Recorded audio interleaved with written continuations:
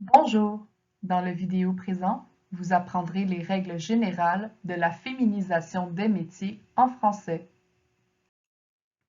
La première chose à savoir est que certains noms de métiers en français sont épicènes.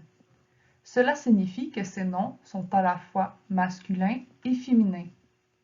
Par exemple, un ou une journaliste, un ou une ministre, un ou une pilote, un ou une diplomate, un ou une médecin. Pour le mot médecin, si on suit les règles intuitives, nous aurions tendance à dire une médecine. Mais lorsque le mot médecin a été inventé, à ce moment, il était inconcevable qu'une femme devienne médecin. Nous n'avons donc pas pensé à réserver le mot médecine pour les femmes pratiquant ce métier. Le mot médecine a donc été utilisé pour faire référence au nom de la science. C'est pourquoi aujourd'hui, le mot médecin est épicène. Commençons par les noms se terminant par E ou E accent aigu. Les noms se terminant par E sont presque toujours épicènes. Pour ceux qui ne le sont pas, il faut ajouter SSE à la fin du mot. Un maire devient une mairesse. Un contremaître devient une contremaîtresse. Les noms se terminant par E accent aigu nécessitent l'ajout d'un E muet. Un député devient une députée. Un employé devient une employée. Ensuite, nous avons les noms se terminant par T ou D. Les noms qui appartiennent à cette catégorie nécessitent l'ajout d'un E. Un agent, une agente. Un tisserand, une tisserande. Les noms se terminant en et,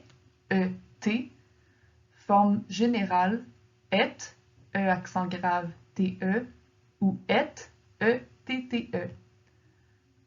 Un préfet devient une préfète. Un cadet devient une cadette.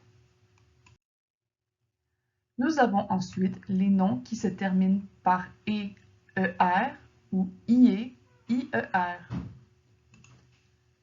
Les noms qui appartiennent à cette catégorie forment R, E accent grave RE ou IR, I accent grave RE au féminin.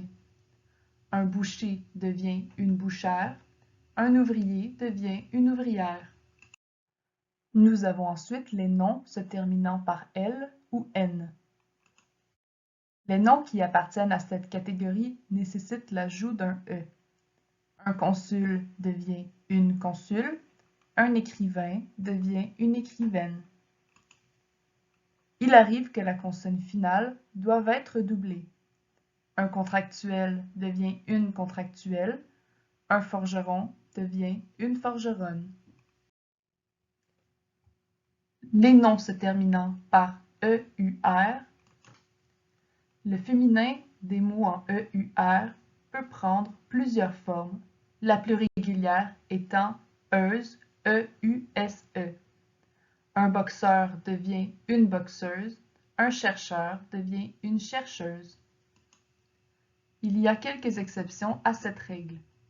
Un empereur devient une impératrice, un ambassadeur une ambassadrice, un demandeur, un acquéreur ou un défendeur, qui sont des termes juridiques, devient une demanderesse, une acquéresse ou une défendresse.